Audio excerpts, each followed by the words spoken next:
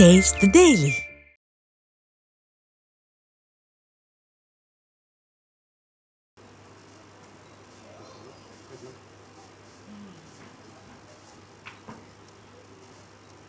என்னையும் உங்களையும் கீழே நம்மை விடாமல் எப்பொழுதும் நம்மை பார்த்து கொண்டிருக்கின்ற திருநின்ற ஊர் தாயாரையும் பெருமானையும் வணங்கி என்னுடைய ஆத்மா வணக்கத்தை அனைவருக்கும் தெரிவித்துக் கொள்கிறேன். அன்பு சொந்தங்களே,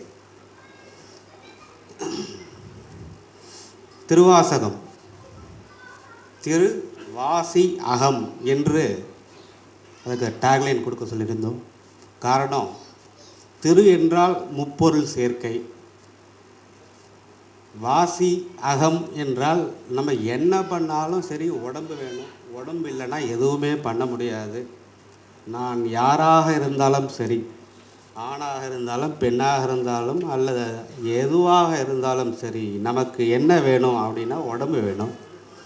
உடம்பு இல்லைன்னா எதுவுமே பண்ண முடியாது. தாயிடம் இருந்து வந்தது, தந்தையிடம் இருந்து வந்தது, என்னிடத்தில் இருந்து இருக்கிறது. இந்த முப்பொருள் சேர்க்கை, இந்த மூன்று பொருளின் சேர்க்கை தான் அந்த திரு என்று நாம் சொல்லுகின்றோம். இப்போது மாணிக்க வாசக பெருமான் அவர்கள் நமக்கு மிக எளிமையாக அனைத்தும் கொடுத்து விட்டு சென்றாலும் அதைவிட மிக எளிமையாக ஐயா அவர்கள் கொடுத்து சென்றது மிக மிக மிக அற்புதம். திருவாசகத்திற்கு உருகாதார் வேறு ஒரு வாசகத்திற்கும் உருகாதார் என்று. அப்படி இருக்கையில் அந்த மூன்று பொருள் சேர்க்கை, முப்பொருள் சேர்க்கை என்று வரும்பொழுது அங்கே நான் இல்லை. எப்பொழுது நான் இல்லையோ அப்பொழுது அப்போ உள்ள இருக்கிறான் தான் ஆக்டிவேட் ஆகிடுது. சிவபெருமான் அப்போ பேசிகிட்டு இருக்க, பேசுறதுனால பயன் இல்லை, பேசி பயன் இல்லை. வாயிலிருந்து வரக்கூடிய வார்த்தைகள் அல்லல் வாசல் 9ன்னு சொல்லி போயிட்டாங்க. அப்போ எல்லாம் அல்லல் தான் கொடுக்கும்னு கன்ஃபார்மாக தெரியும். எல்லாரும் சொல்லிட்டாங்க, வார்த்தை ஒன்று தான், அனைத்து அந்த வாயில் அனைத்துமே தொந்தரவு தான் கொடுக்கும் அப்படின்னு சொல்லிட்டு சொல்லும் பொழுது நம்முடைய எல்லாரும் சொல்கிற அந்த ஆ என்கின்ற அந்த அக்ஷரம் அதுவே அனைத்தும். அதற்கு பிறகு ஊ என்றாலும் சரி, இம் என்று சொன்னாலும் சரி, அகர உகர மகரம், இதுவே முப்பொருள் சேர்க்கைக்கு நாம் எப்படி அதுக்கிட்ட போக முடியும் அப்படின்னு சொல்லிட்டு ஐயா சொன்னாங்க. வாசலை பற்றி ஆரம்பித்தாங்க.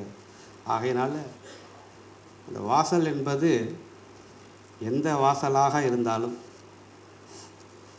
தாய் மீனாட்சி கிட்ட போகணும் அப்படின்னா, மீனத்தோடைய ஆட்சினா என்னுடைய கண்கள், மொத்தம் 3 பேர் இருக்காங்க. காமம் இல்லை என்றால் உலகம் இல்லை, காமத்தோடைய ஆட்சி. மீனம் இல்லை என்றால் என்னால் உலகத்தை பார்க்க முடியாது, மீனத்தோடைய ஆட்சி. விசாலம் இல்லை என்றால் என்னுடைய உடம்பில் அவங்க இல்லைன்னா எதுவுமே பண்ண முடியாது. இந்த 3 ஆட்சி நிச்சயம் தேவை. இந்த ஆட்சி இருந்தால் மட்டுமே நமக்கு என்ன, இச்சா கிரியா ஞான சக்தி. இந்த இச்சா கிரியா ஞான சக்திக்கு நடுவில் அவங்க உட்காந்துருக்காங்க. ஐயா வந்து அற்புதமாக பேசிவிட்டார். அதாவது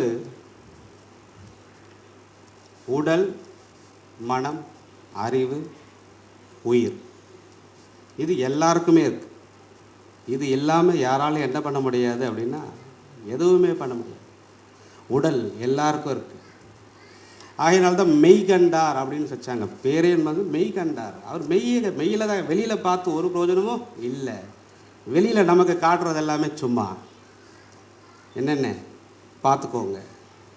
நாம் எல்லாமே அங்கே பொங்கி போடும் பொழுது மேலே வருகின்ற அந்த ஆவி ஆனவனை நம்ம என்ன பண்ணணும், உடம்பு இருக்கும் பொழுது ஒரு தடவையேனும் தொழுது விட வேண்டும்.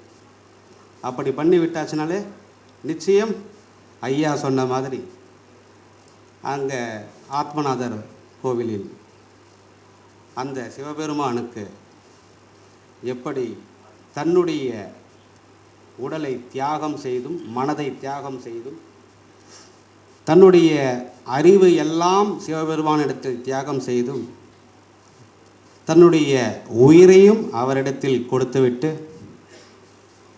வேறு வழி இல்லை, எழுதக்கூடியவன் யார் என்றால் உள்ளில் இருந்த அச்சிவன். எழுதுறது அச்சிவன் எழுதுகிறார். சிவன்னா என்ன அப்படின்னா, நம்ம விடுகின்ற இந்த சுவாசம். இந்த கால் இல்லை என்றால் நம்மளால் என்ன பண்ண முடியாதுன்னா நிற்க முடியாது. சவம் சிவம், அவ்வளவுதான் வித்தியாசம். இந்த உடல், சிவமாகிய இந்த உடல் சவம் ஆவதற்குள் சிவத்தை பார்த்து விட வேண்டும். இல்லை என்றால் ஐயா சொன்ன மாதிரி அடுத்த பிறவியை நாட வேண்டி இருக்கும். ஏனென்றால் இதில் இருக்கக்கூடிய அந்த சுழற்சி என்பது சுழன்று கொண்டே இருக்கக்கூடியது. சக்கரம் என்றால் என்ன? சுழன்று கொண்டே இருக்கும். நம்முடைய உடலில் சக்கரம் என்பது கண். நம்முடைய கண் 320 டிகிரி சுத்தடும். சுவாசம் என்றால், சங்கு என்றால் என்ன? நம்முடைய சுவாசம். காதுக்குள்ளே பாருங்கள், காதுக்குள்ளே நல்லா பாருங்கள். இந்த சுவாசம் என்பதை நம்ம ஒரு தடவையாவது கவனிக்கணும். கவனிக்க சொல்கிறாங்க. நம்ம கவனிக்க மறந்தோம் என்றால் ஒரு நாள் இல்லை ஒரு நாள் நம்ம உடம்பை விட்டு அது போயிடும். போகிறதுக்கு முன்னாடி நம்ம அந்த சுவாசத்தை கவனிச்சே ஆகும். சுவாசத்தை கவனிக்கிறதுல என்ன பெருசாக கிடச்சிரும் அப்படின்னா ஒன்றும் இல்லைங்க. ரொம்ப ரொம்ப ரொம்ப சிம்பிள். நமக்குள்ளே ஓடிட்டுருக்கிற அந்த கதாகதத்தை இப்போ நம்ம பெருமாள் கையில் கதை இருக்கிறது என்றால் அந்த கதை தான் அந்த கதாகதம். மூக்கை பார்த்தோன்னா கதாகதம் மாதிரியே இருக்கு. கவனிக்கணும். உடம்பே அனைத்து. இந்த உடம்பு தான் ஆலயம். ஆன்மா லயிக்கின்ற இடம். ஆன்மா நடராஜர் என்றதை அற்புதமாக ஐயா சொல்லும் பொழுது, நம்முள் ஓடுகின்ற இந்த நடைக்கு எவன் ஒருவன் ராஜன் ஆகின்றானோ அவனே நடராஜன். நம்மிடத்தில் ஓடுகின்ற இந்த நடைக்கு எவன் ஒருவன் ராஜன் ஆகின்றானோ அவனே நடராஜன். சிதம்பரம் என்றால் சி என்றாலே நம்முடைய சுவாசம் தம் பரத்தில் உள்ளது. தன்னுடைய பரத்தில் உள்ள காரணத்தினால் சிதம்பரமான. ஒரு குண்டான திருப்பி போட்டு வச்சிங்கன்னா நம்ம தலை மாதிரி இருக்கும். ஒரு குண்டான திருப்பி போட்டோம்னா தலை மாதிரி இருக்கும்.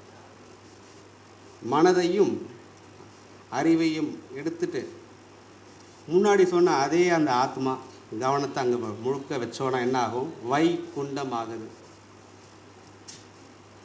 ஆகையினால நேரம் மிக குறைவாக கொடுக்கப்பட்ட காரணத்தினால் அன்பு சொந்தங்களே, அடுத்தது திருவாசகத்தை உங்களுக்காக, ஏன்னா ஐயா கிளம்பணும்னு சொல்லியிருக்காங்க, அநேகரும் வெளியில் கிளம்பணும். ஆகையினால திருவாசகத்துக்கு ரிலீஸ் பண்ணுறதுக்கு உண்டான வேலையை அனைவரும் பாருங்கன்னு சொல்லிவிட்டு அனைவருக்கும் என்னுடைய அன்பு வணக்கங்கள். அன்பு சொந்தங்களே.